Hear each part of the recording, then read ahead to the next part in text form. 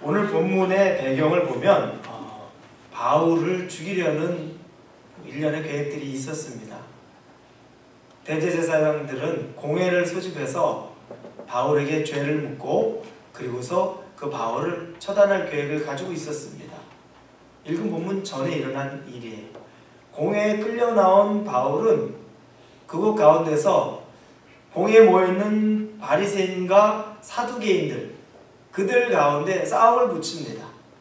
그래서 정작 바울을 정죄하고 바울에게 죄를 묻고 그를 처형해야 되는 자리에서 이 두 파가 싸움이 붙게 되면서 그때 혼란스러워진 틈에 천부장이 이 바울을 병영 안으로 이렇게 불러들입니다.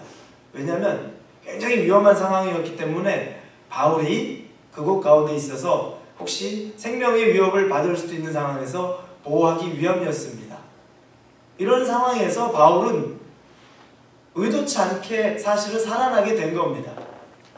그런데 그걸로 끝난 게 아닙니다. 오늘 읽은 본문에 보면 이튿날 아침 이렇게 시작을 12절에 합니다. 유대 사람들이 음모를 꾸미고 바울을 죽이려고 하는 거죠. 그런데 그 사람들이 40여 명 정도가 모였습니다. 어떤 마음으로 모였냐면 먹지도 않고 마시지도 않고 바울 죽일 때까지는 결단코 우리가 다른 것에 신경 쓰지 않겠다. 결연한 마음으로 모인 사람이 40명 정도 된다고 나와 있습니다. 제가 사는 집은 2층짜리 콘도의 2층에 있는 집이에요. 1층에는 한 아주머니 혼자 살고 있습니다. 근데 몇 달 전에 저희 집이 이 콘도가 또 이 골프장을 끼고 있어요. 예전에 우리 김영기 집사님이 살던 단지 똑같아서 아마 잘 이해하실 겁니다. 골프장이 이렇게 껴있어요. 그런데 몇 달 전에 저희 집 유리창이 깨졌어요. 골프공이 날라와가지고 저희 집 안방에 있는 유리창이 와장창 깨졌어요. 그리고 밑에 집에 있었던 아주머니가 먼저 달려나갔어요. 그 아주머니는 정의의 사도거든요. 불의를 보면 못 참는 분이에요. 달려나서 우리 와이프보다도 먼저 가서 카트를 세우고 당신이 깼지 그러면서 명함을 받아서 우리 와이프에게 전해줬습니다. 그래서 연락이 됐더니 그분이 이제 다 배상을 해줬어요. 그런데 저희 집이 사실은 거기 골프를 쳐서 깨질 만한 위치가 아니에요. 맨 처음 치는 곳에서 쳐도 여기를 깨질 정도면 엄청 실력이 없는 분이에요. 일로 날라와서는 안 돼요. 그런데 일로 날라왔어. 그래, 만약에 정말 더 가까이서 쳐서 세컨샷을 쳐서 깨졌다 그러면 뭐 그분은 뭐 덜 나위도 없는. 방향이 완전히 틀렸는데 보니까 힘은 꽤 센 분이에요. 잘못 날아가는데 적당하게 힘도 없었으면은 깨질 일이 없는데 잘못 날아간 방향에 힘이 과도해가지고 집 유리창이 깨진 거예요. 제가 말씀드리고 싶은 건 방향성이죠. 방향성. 올바른 방향에 가면 유리창이 깨질 일 없고 본인은 좋은 점수 내는 겁니다. 그런데 방향이 완전히 틀어졌어요. 그런데 틀어져 있는 방향에다가 과도한 힘까지 들어가니까 이 같은 어이없는 일이 생긴 겁니다. 40여 명의 사람들이 바울을 죽이겠다고 몰려있어요. 그런데 그 사람들이 열심이 얼마나 큰 열심인지 조금 전에 저희가 본 대로 먹지도 마시지도 않겠대요. 죽이기까지는 내가 절대 아무것도 안 하겠다라고 결단한 사람입니다. 열심은 있는데 그 방향성이 틀렸는데 틀린 방향에다가 어마어마한 열심을 가져가니까 참 비참한 삶이 되는 거죠. 우리 성경에서 항상 비교하게 돼요. 성경에 보면 좋은 예가 있고 좋지 않은 예가 있어요. 다니엘은 하나님 앞에 정결하게 쓰기 위해서 금식을 했어요. 그 다니엘의 금식이 있고 우리가 지금 본 하나님의 사람을 죽이고자 금식했던 40명의 금식이 있어요. 그리고 죽어가는 소돔과 고모라를 위해서 안타까워서 50명의 의인, 45명의 의인, 40명, 30명, 20명, 10명 하나님에게 장장 6번을 물어보면서 그만한 의인이 있으면 구원해 주시겠습니까? 라고 하는 아브라함의 중보가 있었고, 반면에 이스라엘 백성을 저주하고자 했던 바알 선지자 발람의 저주의 열심이 또 있습니다. 다르죠. 방향성은 다릅니다. 열심은 똑같은데 방향이 틀립니다. 우리에게도 하시는 말씀이 있어요. 저희가 인생을 열심히만 산다고 하는 건 중요한 건 아니에요. 그 열심이 무엇을 위한 것, 어떻게 사는 것, 누구를 위한 열심, 이게 확인이 돼야 됩니다. 자칫 확인이 안 되면 열심으로 살아가고 열심으로 봉사하고 열심으로 헌신하는데 멀쩡한 사람 죽이는 데 쓰이는 도구가 되기도 하고, 그러나 하나님 앞에 묶여서 정말 좋은 열심으로, 건강한 열심으로, 올바른 열심으로 살아가면 그 한 사람을 품으면서 중보하고 기도하는 그 열심이 있는 겁니다. 하나님은 그래서 우리에게 열심과 방향에 대해서도 이 40명을 통해서 말씀하십니다. 다시 내용으로 돌아와서 위기죠. 바울에게는 굉장히 큰 위기입니다. 한 명이 자기를 죽이고자 작정하는 사람도 여러분 얼마나 위협입니까? 생각해 보세요. 스토커가 한 명 있어요. 나한테 이메일 보내고 카톡 보내면서 너 죽일 거야, 죽일 거야. 얼마나 소름이 끼칩니까? 그렇죠? 그래서 40명이 먹지도 마시지도 않고 죽이겠다고 하는 사람이 있을 때 바울은 그 위기감이 얼마나 큽니까? 그리고 나서 죽이기 위해서 계략을 다 짜죠. 다시 공회를 가짜로 부르는 거예요. 지금 천부장의 군대 안에 바울이 숨겨져 있으니까 그 군대 때문에 바울을 못 죽이게 된 거예요.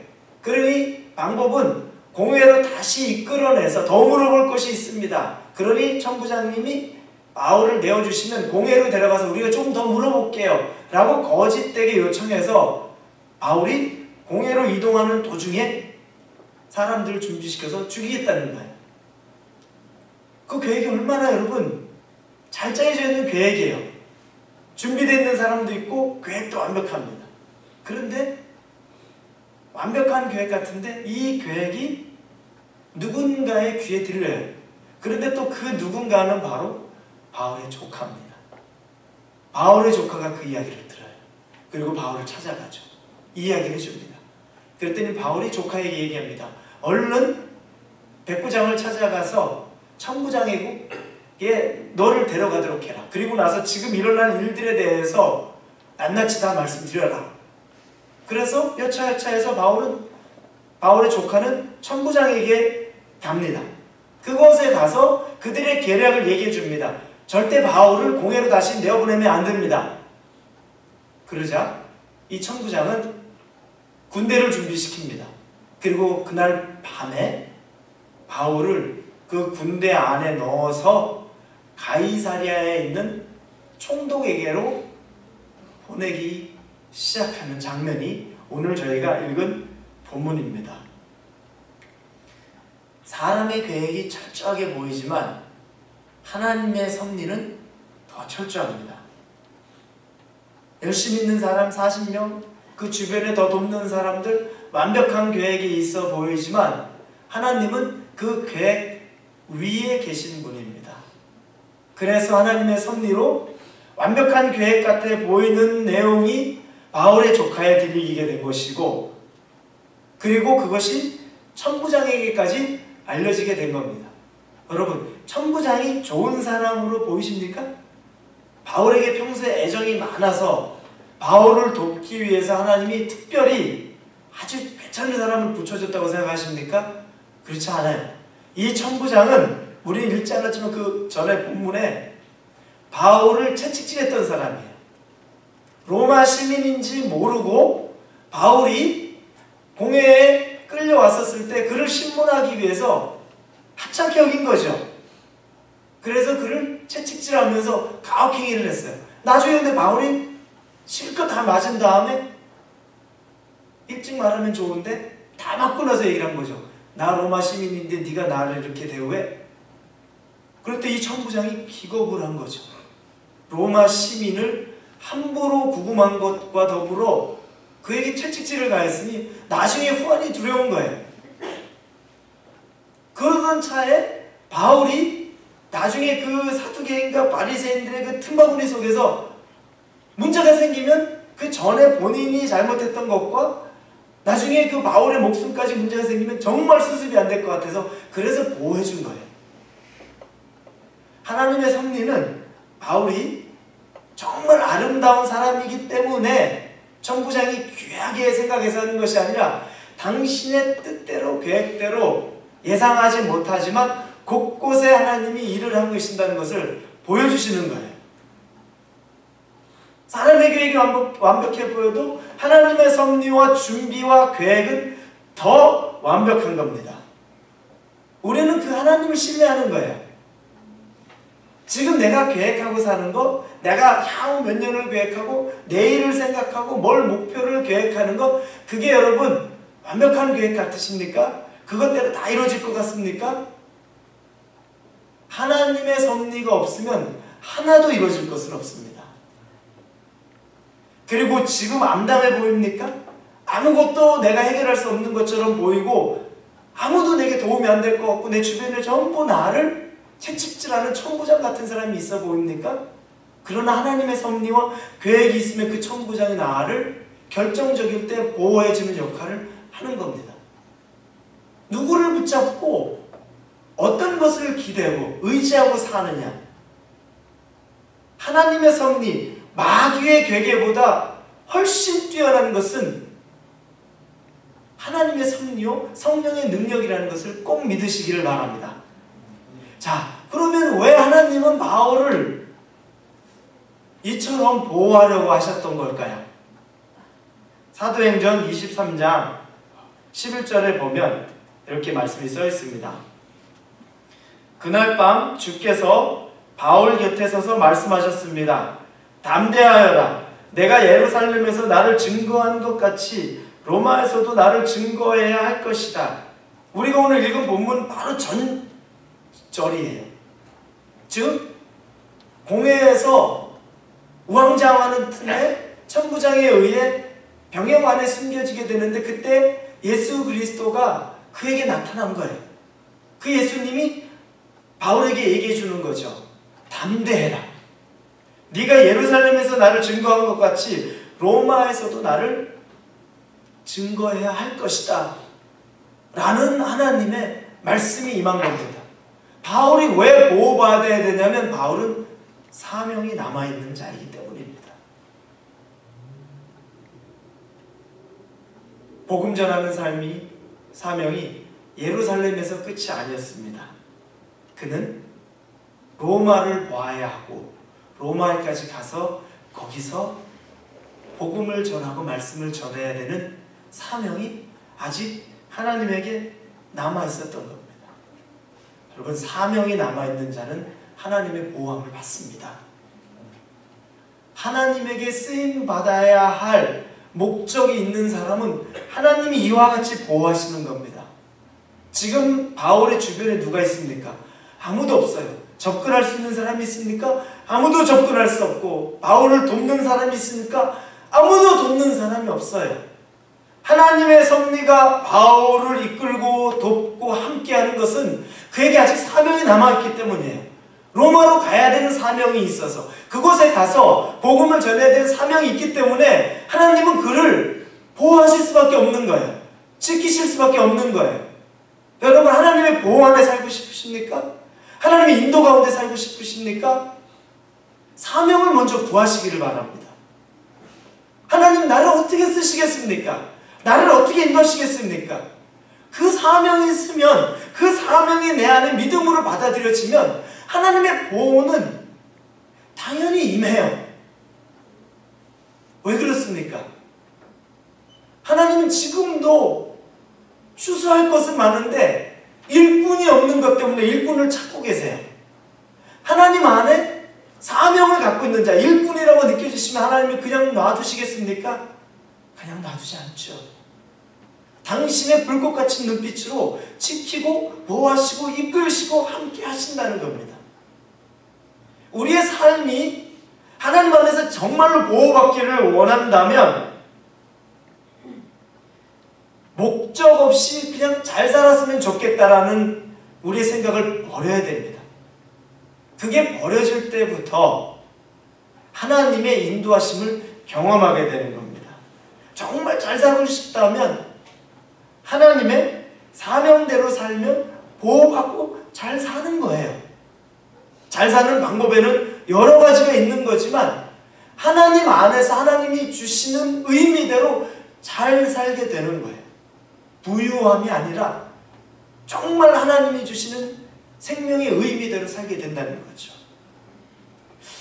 그런데 바울은 이런 사명대로 사는데 왜 이렇게 고난과 핍박과 괴로움과 고초가 많은 걸까요? 우리는 본능적으로 평안한 삶을 추구하죠. 불편한 거 괴롭잖아요. 여기서 불편하게 사는 그게 즐거운 건 어디 있습니까? 누구도 즐겁지 않아요. 아무리 우리가 새벽 예배를 날마다 해도 하루 이틀 쉬면 그 다음날 나가기가 힘이 들어요. 벌써 내 몸이 평안함을 추구하는 거예요. 그게 우리 본능입니다. 그런데 바울의 삶을 보면서 사명대로 사는데 그가 늘 이렇게 고난당하고 고초를 겪고 핍박당하고 어려움 속에 있고 하고 싶은 건 아무것도 못하고 갇혀 지내면서 우리가 볼 때는 암담한 현실 가운데 있는 것, 이거 생각하면 참 마음이 힘들어요. 그리고 자신이 없어요. 소명대로 사는데 왜 이렇지? 그런데 중요하게 우리가 봐야 될 것은 바울이 지금 받고 있는 고난은 바울이 가장 안전하게 로마로 가고 있는 방법인 겁니다. 바울이 만약 혼자 자유롭게 본인이 할 수 있는 대로 하고 싶은 대로 움직여 간다고 생각해 보십시오. 바울이 보호받을 수 있겠습니까? 예루살렘을 한 발자국이라도 벗어날 수 있을까요? 못 벗어납니다. 안전하게 로마로 갈 수 없습니다. 그가 로마로 지금 안전하게 하나님의 사명대로 가는 건 핍박이요, 갇힘받은 것이요, 고난이요, 고초라고 보이는 환경으로 둘러싸여 있지만 그 환경은 우리 눈에는 어려워 보이지만 가장 안전하게 하나님이 바울을 보호하시는 방법이 되는 거죠. 다른 식으로 바라보기 시작하면, 하나님의 마음으로 하나님의 섭리로 바라보기 시작하면 가장 암담한 현실이 가장 안전한 현실이 되는 겁니다. 어떻습니까? 40명이 죽이고자 하는 사람들이 달려들고 있는데 우리 읽은 본문에 23절 보니까 보병 200명, 마병 70명, 창을 쓰는 병사 200명을 파견대로 무장시켜 오늘 밤 9시에 가이사랴로 떠날 준비를 하라.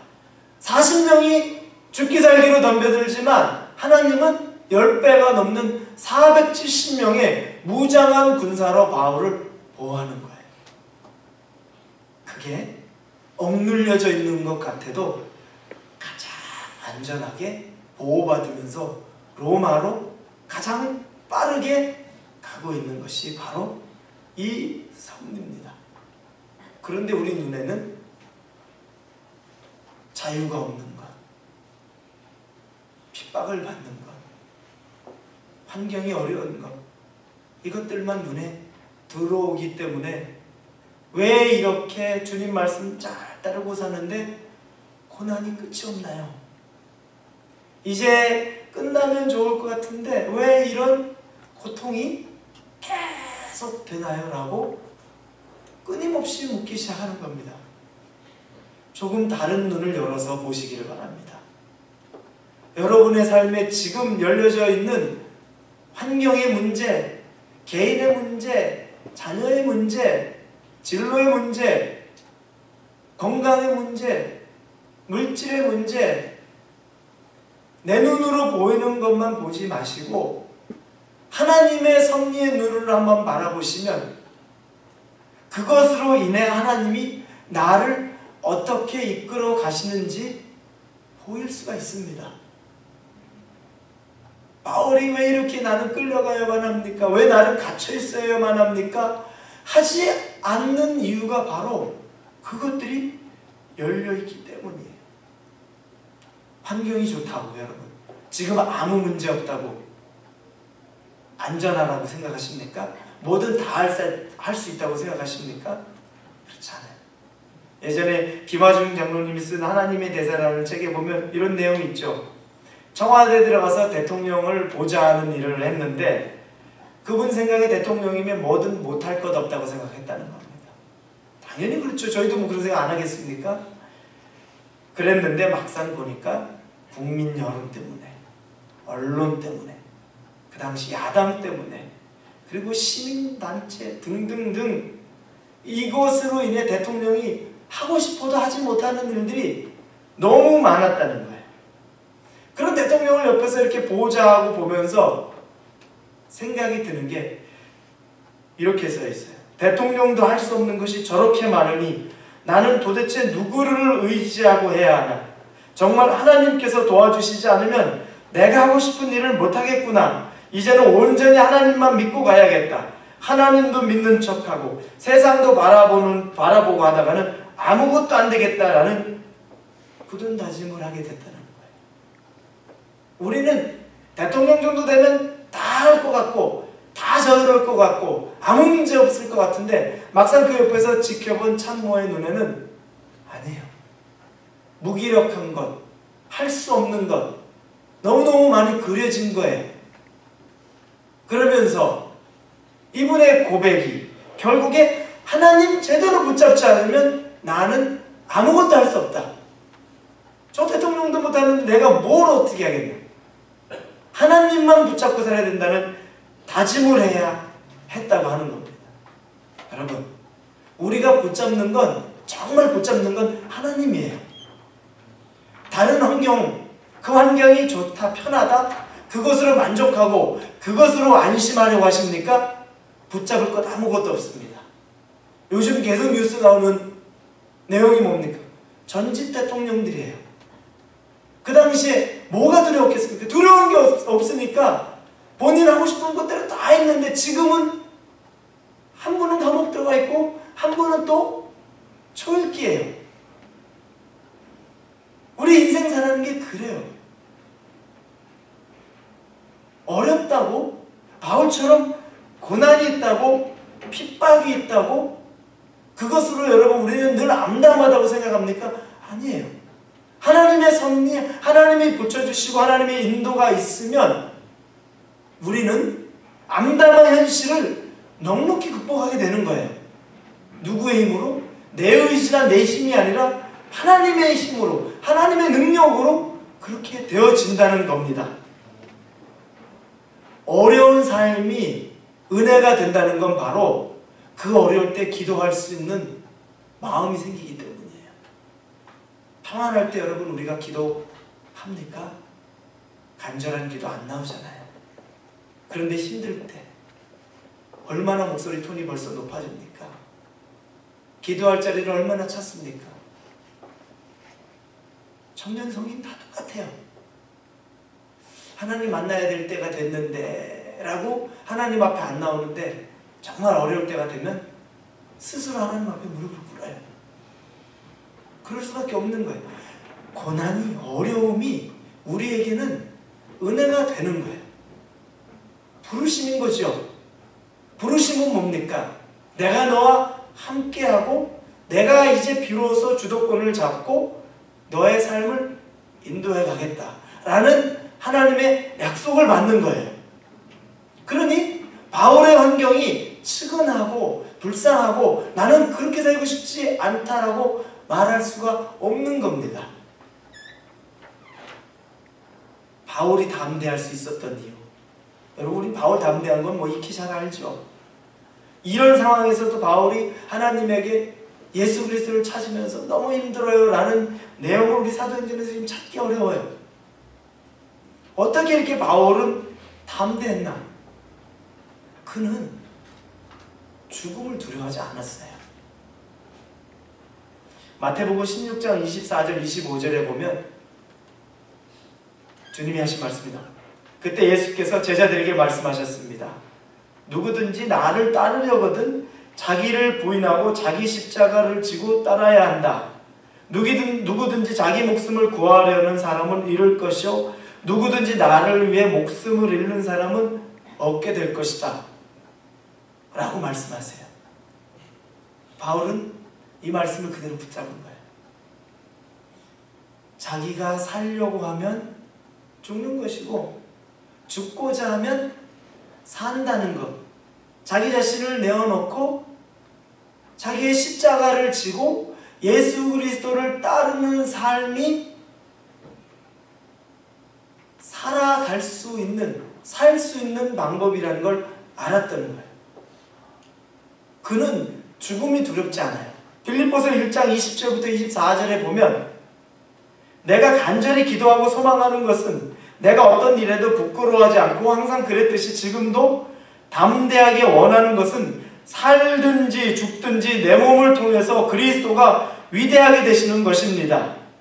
이는 내게 사는 것이 그리스도니 죽는 것도 유익하기 때문입니다.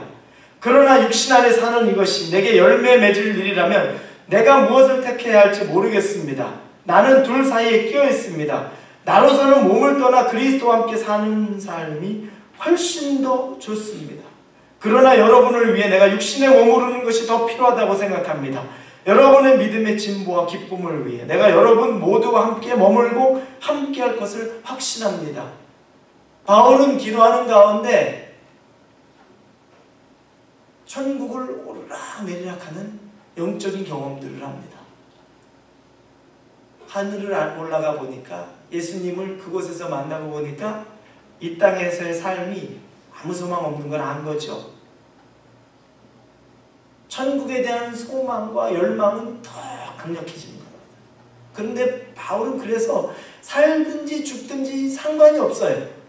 그런데 지금 육신은 어떻습니까? 육신은 지금 아직 남아있어요. 죽지 않고 이 세상에 있는 거예요. 그래서 자신은 그 중간에 껴있다라고 얘기해요. 중간에 껴있는데 사실 나에게 선택하라면 바울은 나는 사는 것보다 몸을 떠나 그리스도와 함께 사는 삶이 훨씬 더 좋습니다라고 얘기해요. 이 땅에 목숨을 부지하고 사는 것보다 육신이 이 땅에 죽어져도 하늘나라에 올라가서 예수 그리스도와 사는 삶이 나는 훨씬 좋다. 미련이 없어요. 잘못된 종말론의 영향력이 아니라 영적인 눈이 열려져서 하나님 나라를 보았기 때문에 이 땅에서 본인이 과거에 가졌던 영광, 영화 그것이 배설물과 같이 여겨질 수밖에 없고, 그리고 여기서 더 무언가를 갖고 더 무언가를 추구하고 사는 것이 아무 의미가 없다는 것을 바울은 깨닫게 된 거죠. 다만 살아야 될 이유가 있다면 내가 더 잘 살고 오래 살기 위한 것이 아니라 지금 남아있는 여러분의 믿음의 진보를 위해서 내게 남겨져 있는 사명 때문에 내가 기꺼이 살아갑니다 라는 고백인 거예요. 바울은 죽음을 두려워하지 않아요. 저는 40대 중반이에요.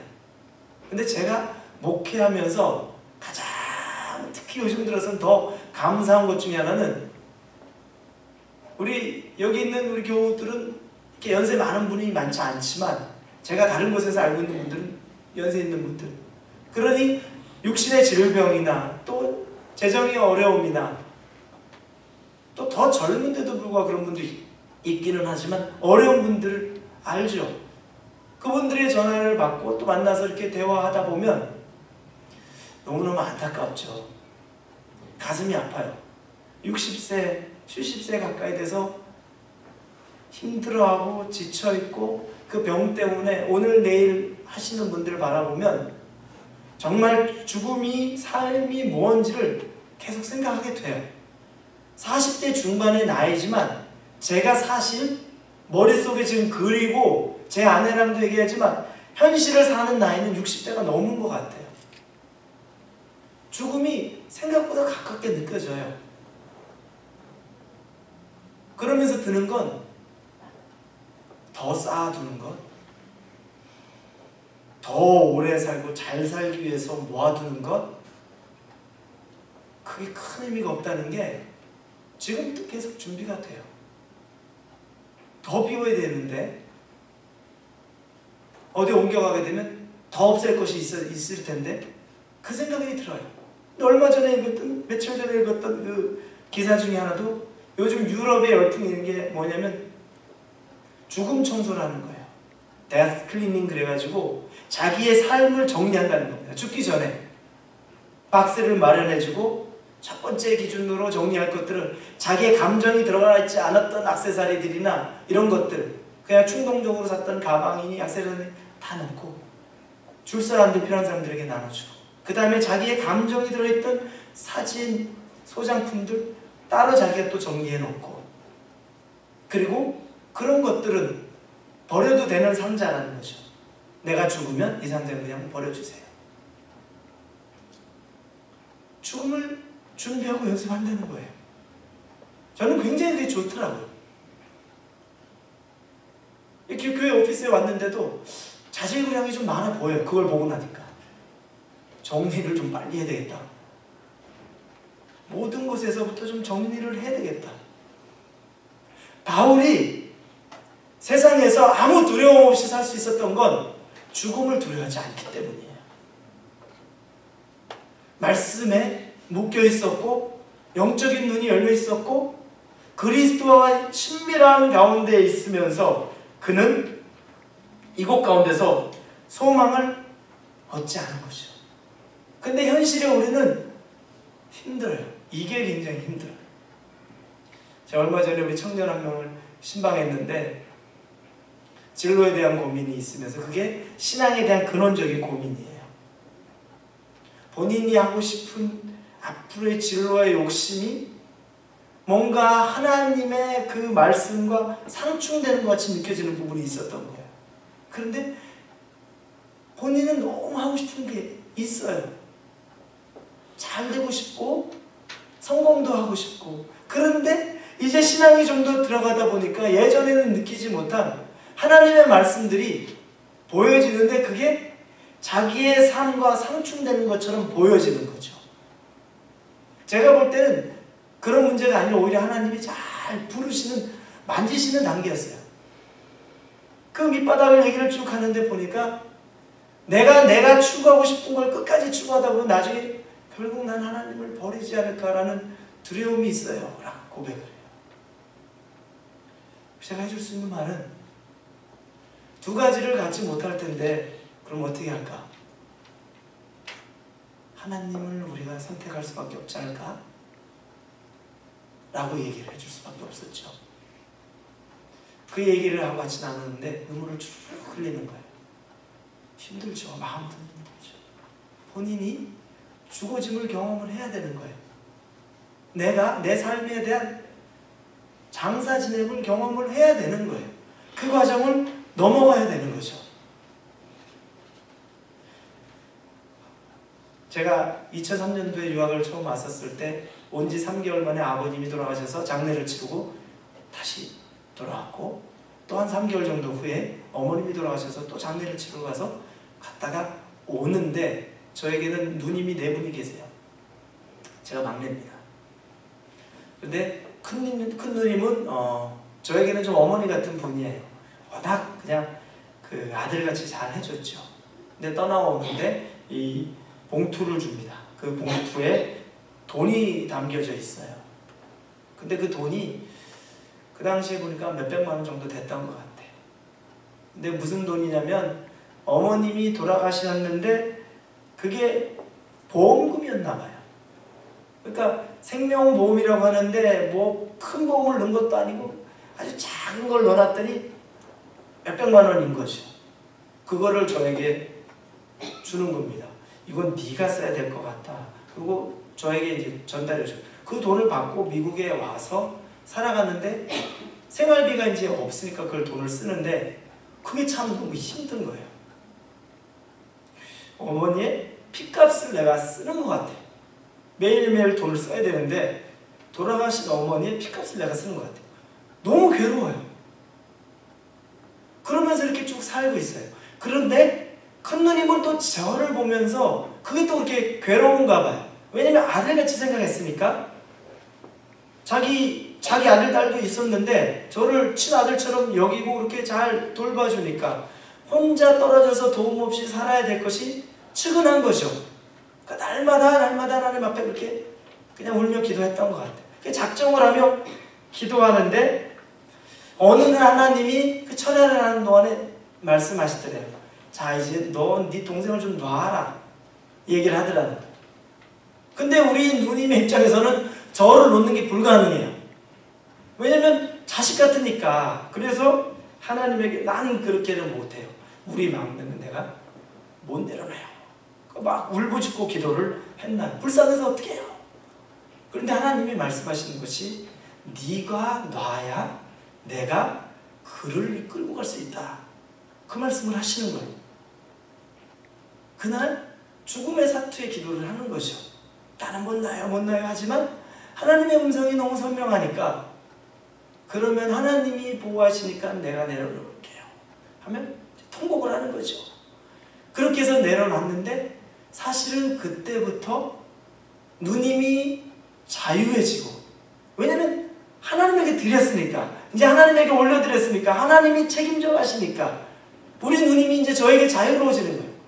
자기 아들, 딸이 있어서 내가 아들 같았는데 이제는 전화통화를 하는데도 내용이 달라요. 그래, 이제 나는 정말 하나님이 너를 잘 인도하시도록 기도 열심히 할게. 나는 이제 걱정하지 않는다. 그 얘기예요. 저도 누님에게 물질적인 도움은 못 받지만 마음으로 심정적으로 묶여져 있던 것이 저도 끊어지는 거예요. 저희 아이가 태어나기 전이었고 제 아내랑만 살 때였죠. 그러면서 하나님만 붙잡고 살아가야 되는 것을 경험한 거죠. 그때 장례 치르는 경험을 저희 누님이나 큰 누님이나 저도 같이 또 하게 되는 거였습니다. 여러분, 우리가 우리의 삶을 내려놓으면 하나님이 역사하십니다. 바울은 본인의 삶을 본인이 내려놓고 죽음조차 두려워하지 않았기 때문에 하나님이 바울의 삶을 인도해 가신 거예요. 하나님이 전적으로 다 하신 거예요. 그를 돌볼 사람이 아님에도 돌보기에 붙여주셨고, 갈 수 없는 로마를 가장 안전하게 가게 하셔서 당신의 사명을 완수하게 만드셨습니다. 하나님이 역사하시면 세상이 우리를 감당하지 못해요.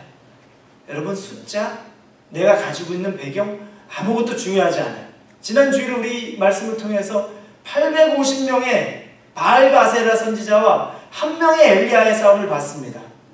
1대 850이면 여러분 게임이 됩니까? 안 되죠. 그런데 이겨요. 어떻게 이깁니까? 하나님이 함께 하시기 때문에 이기는 거예요. 하나님 눈에는 850이라는 숫자가 아무 의미가 없어요. 하나님에게 전적으로 묶여있는 1명의 엘리야만 눈에 들어올 뿐이지 850명은 바람에 쓰러져 없어져 버리는 교와 같은 존재인 거예요. 한번 후 불면 다 날아가 버리는 존재이지 당신의 눈에 들어와 있는 건 그 한 사람 엘리야 뿐이라는 거예요. 엘리야 앞에 또 엘리야가 위축되어 있을 때 하나님이 뭐라고 말합니까? 바알에게 무릎 꿇지 않은 7,000명의 용사들이 있다. 대단하죠. 7,000명의 용사. 그런데 여러분, 성경에서 7,000명의 용사가 대단하다고 엄청난 내용이 나옵니까? 아니에요. 엘리야 1명만 못해요.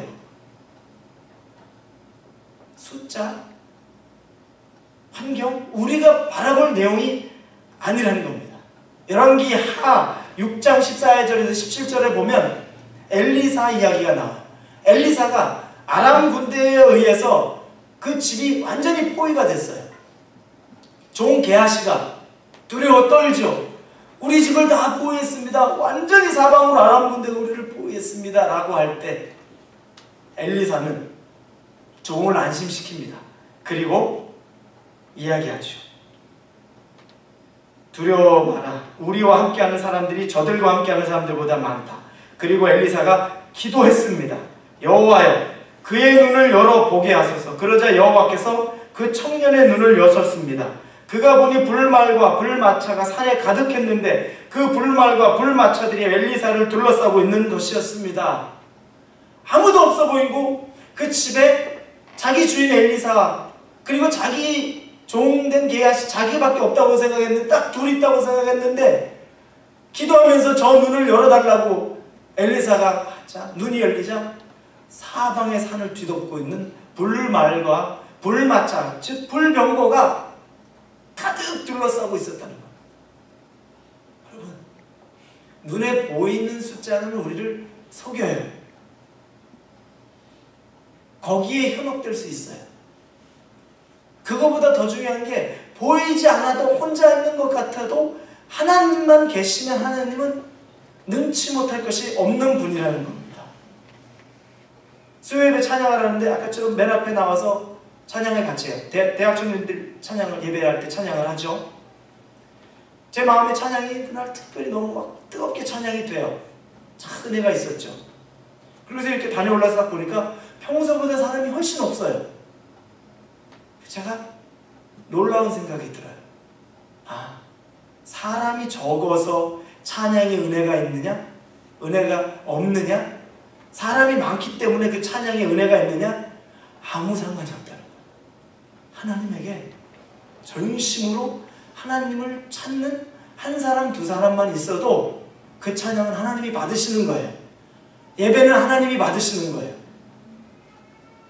이수 여기가 가득 차 있다고 하나님이 그래서 그 예배를 받으시고 여기가 듬성듬성하다고 해서 하나님이 예배를 안 받으십니까? 거기에 우리가 속을 필요가 하나도 없어요. 우리 한 명 한 명의 마음이 내 마음이 하나님만 바라보고 있느냐 그게 가장 중요한 것이고 그 마음이 전달이 되면 하나님은 그걸 향기로운 제물로 다 받으신다는 거죠. 숫자도 볼 필요 없고 숫자에 속을 필요 없고 환경을 볼 필요 없고 환경에 속을 필요가 없다는 겁니다.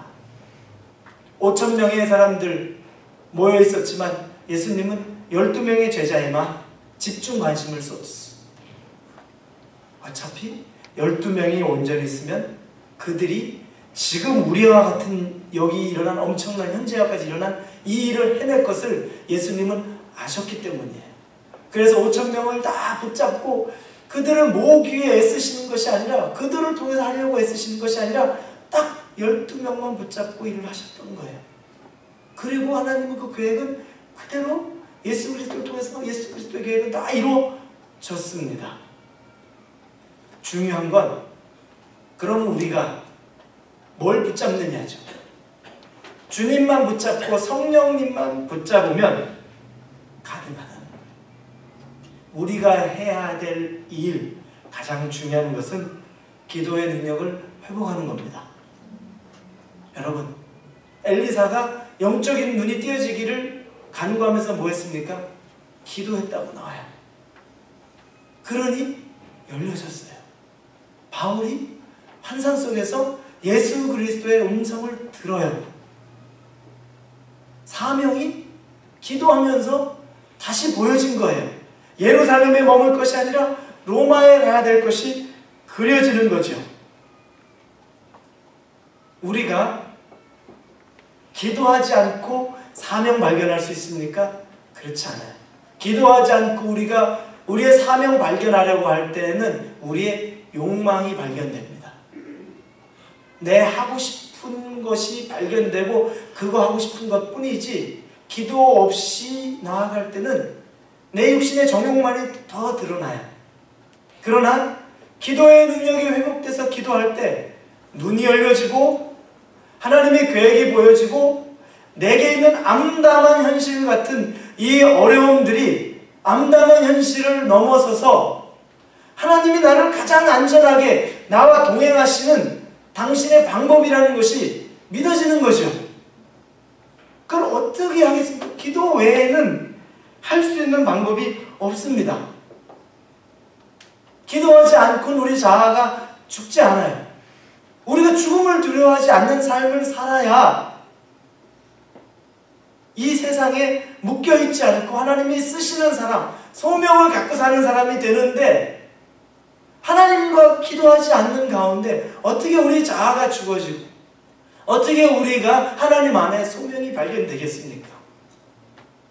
이 과정이 피해갈 수가 없는 것이라는 거죠. 저희는 지난주 목요일부터 아까 광고 드린 대로 몇몇 분들이 기도하자고 자원에서 모이기 시작했어요. 2분이 모이든 3분이 모이든 1분이 모이든 여러분 아무 상관없습니다. 안 모인다고 불평할 이유도 없습니다. 그 자리에 나오면 그게 내가 은혜요. 그 자리에서 내가 기도하면 그게 아브라함의 중보가 되는 거예요. 하나님이 받으시는 거예요. 많이 모이는 것 때문에 안 모이는 것 때문에 하나도 중요하지 않습니다. 하나님을 향한 열정과 하나님을 향한 사랑과 하나님을 향한 열심만 있으면 일하시는 건 누가 합니까? 하나님이 다 하세요. 하나님이 다 하시지 우리가 다 해놓은 일이 있습니까? 아무것도 없어요. 하나님 없이는 우리는 아무것도 아니에요. 아무것도 할 수 없어요. 조용히 불을 다 꺼놓고 그냥 마음껏 기도하고 하시라는 거예요. 옆도 뒤도 돌아보지 마시고 나라와 민족을 위해, 우리 교회 공동체를 위해, 이 샌디에고를 위해, 우리 가정을 위해, 우리 손을 위해, 우리 또 목회자들을 위해 간절하게 기도해 주시기를 바랍니다. 그럼 그 기도를 하나님이 들으시고 나라와 민족을 움직여 가시고 우리 샌디에고 오늘의 교회를 움직여 가시고 여러분 가정을 움직여 가시고 자녀를 움직여 가시고 묶여있던 문제를 풀어주실 것이고, 환경의 어려움 때문에 낙심해가지고 하나님 못 살겠습니다 라고 말할 때 지금 그 환경이 내가 너를 가장 안전하게 보호하는 것이다 라는 믿음의 확신이 여러분의 삶 속에 반드시 들어올 것입니다. 그것이 기도의 능력이고 그것이 하나님이 함께 하시는 능력이라는 겁니다. 사랑하는 교우 여러분, 고난의 삶은 어쩌면 하나님의 가장 안전한 보호의 자리입니다. 고난 때문에 기도할 수 있습니다. 여러분, 바울만 로마를 봐야 되겠습니까? 하나님이 우리에게도 너도 로마를 보아야 하리라는 사명을 반드시 주신 것이 있어요. 사명을 주셨는데 사명을 못 본 것뿐이에요. 안 보이죠? 하나님에게 사명을 구하지 않았어요. 바울은 사명을 본 거죠. 그러니 예수 그리스도의 음성 들려서 너는 예루살렘만이 아니라 로마도 보아야 될 것이다. 로마에서 복음 전해야 될 것이다. 우리가 죽기를 작정한다면, 우리 자아와 욕망을 장래 치룰 준비가 되어 있다면 하나님이 우리를 살리고 세우실 것입니다. 그리고 바울처럼 우리도 로마를 보게 될 것입니다. 그리고 남은 인생을 평생 주님에게 붙들린 바 되어서 살 수 있을 것입니다. 하나님만 바라보시며 기도의 능력을 회복하시면서 주의 보호 안에 있는 여러분이 되기를 주님의 이름으로 축원합니다. 우리 이 시간에 같이 기도할 때는 여러분, 하나님, 나의 자아도 죽어지게 하셔서 나도 장래 치르게 하여 주옵소서. 내 안에 있는 나의 욕망과 나의 욕심과 나의 계획과 나의 생각들이 죽어지고 그 안에 예수 그리스도의 것만 나에게 가득 채워지게 하여 주옵소서. 나도 로마를 보고 싶습니다. 나의 사명, 나도 로마에 가야 할 것 같습니다. 내게도 내게 있는 로마를 알려주옵소서. 내 영적인 눈이 열려져서 불말과 불병거가 내 이 암담한 현실을 보호하고 지켜주시는 게 보여지게 하여 주옵소서. 하나님에게 간절한 마음으로 우리 같이 기도로 나아갑니다. 아버지 하나님, 하나님 앞에 기도하며 나아갑니다. 하나님, 나의 개인의 능력으로는 내 의지로는 하나님 살 수가 없습니다. 기도의 능력 외에는 하나님 아무것도 할 수 없습니다. 내가 생각하는 것은 다 내 육신의 욕망적인 것뿐이고 하나님의 소명, 하나님의 마음은 내 안에 없습니다. 잘 살고 싶은 것, 부유하고 싶은 것, 건강하고 싶은 것, 성공하고 싶은 것, 자녀 잘 키우고 싶은 것, 그거밖에는 없습니다. 그러니 하나님, 이 기도의 능력, 내 자아가 주어지는 능력, 내가 하나님 앞에서 죽어지기를 작정하는 순간에 내가 예루살렘에 머물고 싶어하는 것이 아니라 로마를 보아라는 것, 로마에까지 내가 가야 될 것이 보여집니다. 이 영적인 눈이 여기 우리 모든 교우들에게 열려지게 하여 주옵소서. 암담한 현실이 가장 큰 보호막이 된다는 것이 믿어지게 하여 주시옵고, 하나님, 예루살렘이 아닌 로마에서 맞춰진 그 삶의 소명을 꿈꾸게 하여 주옵시고, 불말과 불경고가 우리와 함께 하신 것이 보여지게 하여 주옵소서. 성령이 아니시면 할 수가 없습니다. 성령이 아니시면 할 수가 없습니다. 성령을 구합니다. 이 땅에 살아가는 것에 소망을 두지 않게 하시고 천국의 소망을 두게 하시고 이 땅에서는 정리하는 연습을 하게 하시고 하늘의 사업을 구하기 위해 하나님 우리의 몸과 마음을 주께 드려주는 그 귀한 당신이 있게 하여 주옵소서. 주님이 함께 하셔야만, 주님이 인도하셔야만 이 역사가 우리 가운데 일어날 것을 믿습니다. 성령님 충만케 해 주옵소서. 하나님 아버지, 우리 자아가 죽어지기를 원합니다. 그냥 죽어지지 않습니다. 기도의 능력이 회복되어 예수 그리스도를 만나야 내 자아가 죽고 내 욕망이 죽고 나는 그리스도 안에서 죽고 그리스도가 내 안에 살아나는 역사가 일어납니다.